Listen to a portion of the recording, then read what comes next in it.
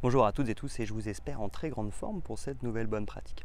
Aujourd'hui, je voulais revenir sur ce que je peux entendre de temps en temps, c'est des personnes qui peuvent être amenées à dire je ne suis pas fait pour manager.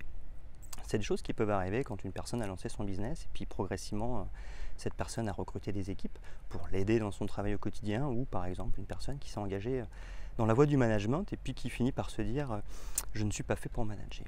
Alors là, on est confronté à ce qu'on appelle une croyance, mais une croyance limitante, c'est-à-dire une idée qu'on s'est mis en tête et qu'on prend pour acquise, qu'on prend pour vrai, parce que peut-être que quelqu'un un jour nous a dit qu'on n'était pas fait pour manager, alors qu'en réalité les critiques n'engagent que ceux qui les émettent, ou parce qu'une fois on a fait une erreur et qu'on se dit bah tiens, finalement je suis peut-être pas fait pour manager.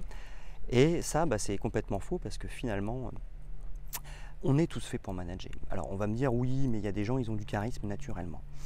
Oui, effectivement, il y a des personnes, par exemple un homme qui peut être assez grand, assez costaud, ça peut lui donner un certain charisme. Il n'empêche que manager les équipes, ça se fait sur du long terme, et qu'on a beau peut-être être charismatique physiquement, je veux dire, il n'empêche que si derrière l'état d'esprit n'est pas bon, si derrière on ne fait pas ce qu'il faut faire pour manager, finalement ça passe pas. Finalement, le management, c'est une question de développement de compétences. Et si on se dit que je ne suis pas fait pour manager, il va falloir identifier finalement c'est quoi le problème. Pourquoi on pense ça? Est-ce que parce que on a fait une erreur et du coup on pense qu'on n'est pas fait pour manager? Parce que quelqu'un nous a fait une critique et du coup on pense qu'on n'est pas fait pour manager?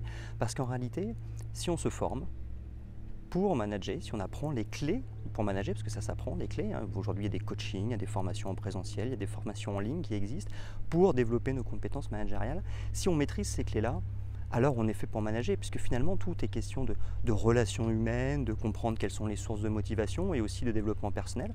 Quand on maîtrise ces clés-là, finalement on devient manager, et on devient même un bon manager. Donc aujourd'hui, je voulais juste alerter sur une croyance limitante qui est ne pensez jamais que vous n'êtes pas fait pour manager. Identifiez ce qui vous fait penser ça, travaillez dessus si besoin, mais manager, ça s'apprend, il y a des clés à respecter. Si on le fait, alors on sera un bon manager. Voilà, j'espère que cette bonne pratique du jour vous a été utile et je vous donne rendez-vous dès demain pour une nouvelle bonne pratique.